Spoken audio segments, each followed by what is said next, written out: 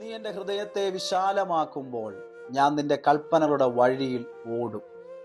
എവിടെയാണ് നമുക്ക് ആദ്യം വിശാലത ഉണ്ടാകേണ്ടത്? ഹൃദയത്തിലാണ്. ഇടുങ്ങിയ ഹൃദയം മാറിപ്പോകണം. ഇവിടെ ഒരു ഭക്തൻ പറയുന്നു, എൻ്റെ ഹൃദയം വിശാലമാക്കുമ്പോൾ നിന്റെ വഴിയിൽ ഞാൻ ഓടും എന്നാണ് പറയുന്നത്. ആത്മീയപരമായ കാര്യങ്ങളിൽ നമ്മുടെ ഹൃദയം വിശാലമാകണം. പ്രാർത്ഥിക്കുവാൻ, ആരാധിക്കുവാൻ, ദൈവവചനം വായിക്കുവാൻ, ദൈവവചനം ധ്യാനിക്കുവാൻ, ദൈവത്തെ അനുസരിക്കുന്ന കാര്യത്തിൽ മടിയില്ലാതെ പ്രവർത്തിക്കുക എന്നുള്ളതാണ്.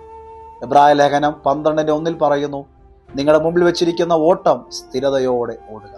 എവിടേക്കാണ് നാം ഓടിയെത്തേണ്ടത്? നിത്യതയിലേക്കാണ്.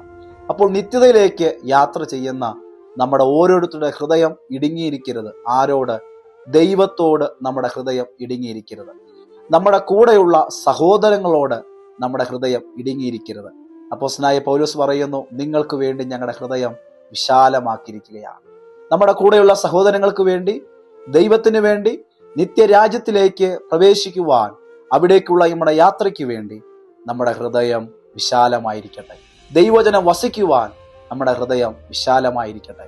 പരിശുദ്ധാത്മാവിന് പ്രവർത്തിക്കുവാൻ നമ്മുടെ ഹൃദയം വിശാലമായിരിക്കട്ടെ. ദൈവത്തിന്റെ സ്നേഹവും ദൈവത്തിന്റെ വചനവും ദൈവത്തിന്റെ സന്തോഷവും നമ്മുടെ ഹൃദയത്തിൽ നിറയുവാൻ നമ്മുടെ ഹൃദയം വിശാലമായിരിക്കട്ടെ. അതെ, ഇടുങ്ങിയ ഹൃദയമല്ല ദൈവം ആഗ്രഹിക്കുന്നത്, വിശാലമുള്ള ഹൃദയമാണ് ദൈവം ആഗ്രഹിക്കുന്നത്.